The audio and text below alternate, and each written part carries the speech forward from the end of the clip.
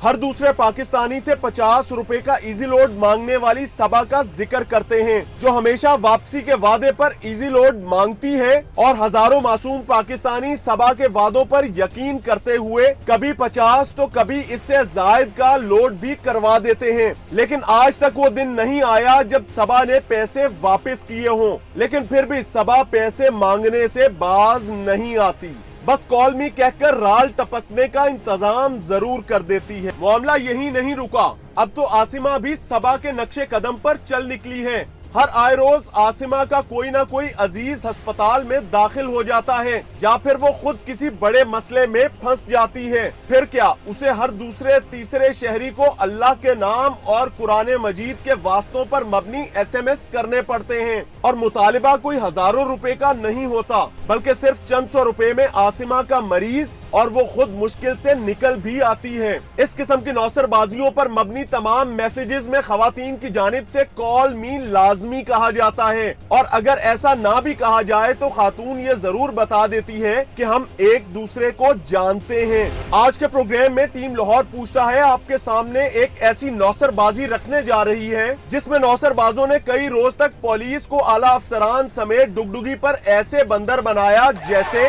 आप और हम मुतअद्दिद बार लारी अड्डों और रेलवे स्टेशन पर तमाशा भी देख चुके हैं।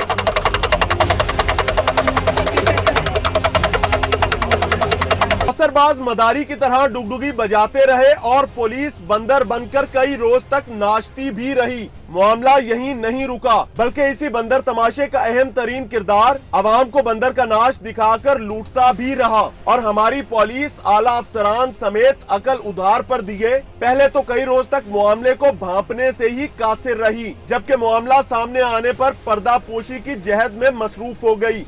नौसरबाजों के इन ग्रोहों के खिलाफ मैं अपनी सर्विस के जो वो अपना करियर है इसमें पहले भी इनके खिलाफ कार्रवाई करके इनको अरेस्ट कर चुका हूँ। सेम काइंड ऑफ सेम जो नेचर है इस तरह का नौसरबाजी का नहीं, लेकिन इसी से मिलता जुलता। अब इस वाक़े के बाद इन मुल्ज़मान के खिलाफ अभी हमारी जो इन्वेस्टिगेशन है और इसमें इनका जो पीछा हम कर रहे हैं वो तो चल रहा है। कानून नाफिज करने वाले इदारों की बरकरफ्तारी और मौसर इंतजामात का अंदाजा इस अमर से बखूबी लगाया जा सकता है कि साल से ये कौम बेनजीर इनकम सपोर्ट प्रोग्राम और जीतो पाकिस्तान से करोड़ों रुपए जीत रही है। एक मुहतात अंदाजे के मुताबिक दर्जनों नौसरबाज ग्रोहों की जानिब से हजारों पाकिस्तानियों को लूटने की खातिर रोजाना ऐसी नौसरबाजियों की बसात बिछाई जाती है और सैकड़ों अफराद इसका शिकार भी होते हैं। लेकिन रजिस्टर्ड सिम्स के दावों के बावजूद मामला सिर्फ फाइलों की हद तक सब अच्छा है। जब किसी बड़े महकमे के मुलाजमीन या इनके अजीजों अकारिब को नौसरबाजों की जानिब से चंगल में फंसाया जाता है तो कार्रवाई भी होती है, मुल्जिमान को मीडिया के सामने भी लाया जाता है, लेकिन अगले ही रोज सैकड़ों नए पाकिस्तानियों को इनामात निकलने की नवीद भी सुना दी जाती है। अब तक जिन वाकयात का जिक्र किया जा रहा था इनमें नौसरबाजों ने मुख्तलिफ शहरियों की मासूमियत या फिर हवस का फायदा उठाया, लेकिन लाहौर के इलाके रायविंड में कई रोज तक जारी रहने वाली नौसरबाजी ने पुलिस को बतौर महकमा ही मामू बना लिया। पुलिस जाने अनजाने में इनके अहकामात पर अमल करती रही और सरकारी एहलकार ही नौसरबाजों की लूट मार करवाते रहे। किन्ने तेन भेजा सी मेरे को सारे दुकानों के कार्ड तू इकट्ठे कीते ने इन्हां को तुसी लेके आए सी कार्ड?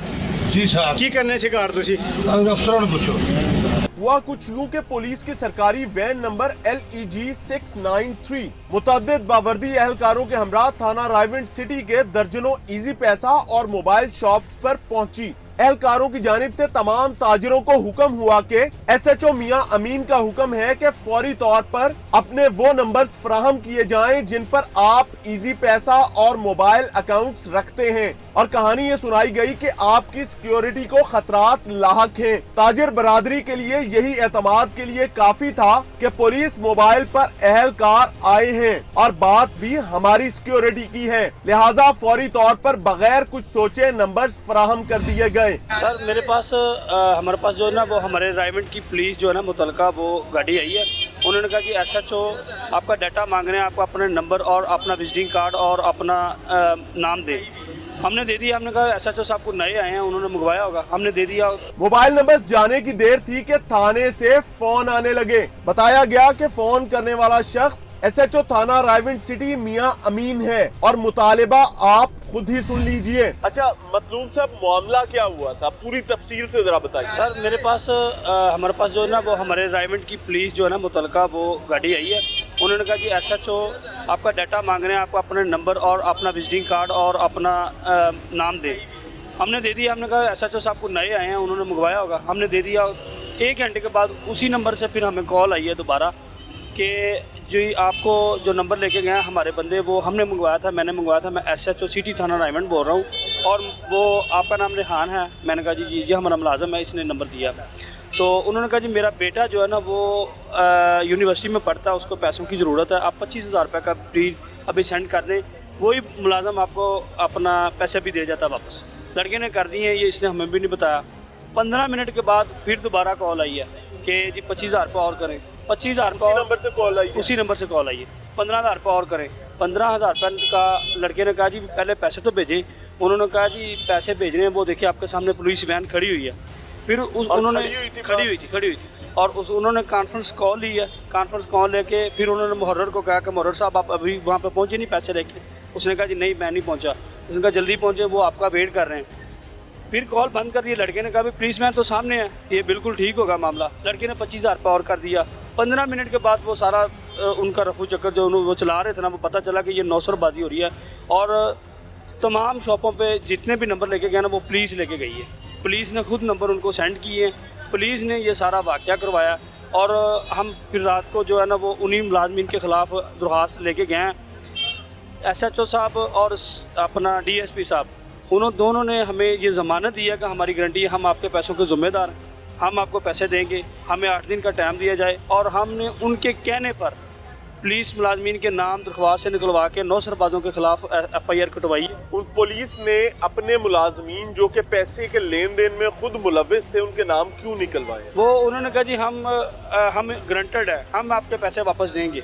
लेकिन उन्होंने अभी तक ना तो पैसे दिए हैं, ना उन्होंने हमें एक कॉल भी नहीं की। 1 माह का तकरीबन गुजर चुका है, 1 माह का वाक़या हो चुका है, अभी तक उन्होंने हमें एक कॉल भी नहीं की और ये उन्होंने हमसे 8 दिन का टाइम लिया था। अच्छा, आप जब पुलिस के पास जाते हैं, ज़ाहिर है आप DSP के पास भी गए होंगे, आप SHO के पास भी गए होंगे, SP के पास भी गए होंगे, क्या मौक़िफ़ अख्तियार करते हैं? वो हम उनके पास गए हैं, वो उन्होंने हमारे सामने वो अपने मुलाजमीन को खड़ा किया, वो मुलव्वस हैं, वो खुद मानते हैं कि जी हमारे मुलाजमीन का कसूर है, हमारे मुलाजमीन जो है वो ये मुलव्वस हैं, लेकिन हम ये इनका रोज़गार है, ये वो ऐसे उन्होंने हमें कहा इनको छोड़ दें। अच्छा, मुलाजमीन का तो रोज़गार हो गया, जो बंदा सारा दिन मेहनत करता है, कारोबार करता है, मेहनत करके अपना पैसा कमाता है, उसका कोई रोज़गार नहीं। पुलिस वालों को सोचना चाहिए ना, ये तो पुलिस वालों को सोचना चाहिए ना कि ये भी तो पैसे कमा रहे हैं ना, ये भी तो कमा के 50,000 रुपये ईजी पैसे में कब इकट्ठा होना है ये तो हमें पता है ना, हमने कैसे इकट्ठा करना है, कैसे किया था। अभी तक उन्होंने हमें एक कॉल भी नहीं। मैं फिर उसके बाद पुलिस स्टेशन भी गया हूँ SP साहब के पास, वो दोबारा मिले नहीं, DSP साहब मिले ही नहीं। क्या कहते हैं? वो मिले ही नहीं, ऑफिस में नहीं थे। उन्होंने कहा जी आज वो मीटिंग में है। फिर दोबारा मैं इन्वेस्टिगेशन पुलिस के पास गया हूँ जी हमारा केस, उन्होंने कहा जी वो अभी CDR के लिए भेजा हुआ नंबर, वो सारे नंबर, वो जिन नंबरों पर हमने ईजी पैसा किया है, जिस नंबर से कॉल आई है, जो मुलाजमीन थे हमारे पास सब कुछ उसका डाटा, हमने दरख्वास्त में उन सब का नंबर भी दिए हैं, नाम भी दिए हैं, लेकिन पुलिस ने अभी तक कोई कार्रवाई नहीं की। ठीक हो गया। अच्छा, एक चीज़ ना आप ज़रा दोबारा से बता दें, लेकिन डिटेल में बताइएगा कि जिस दिन वो आए हैं उस दिन कितने एहलकार थे, वर्दी में थे, ये वो सारी चीज़ वो बता दें। वो 4 थे, एक ASI और 2 कांस्टेबल और एक ड्राइवर वैन का। एक वैन थी, 4 मुलाजमीन थे, बस एक ASI था जी, यूनिफॉर्म में थे।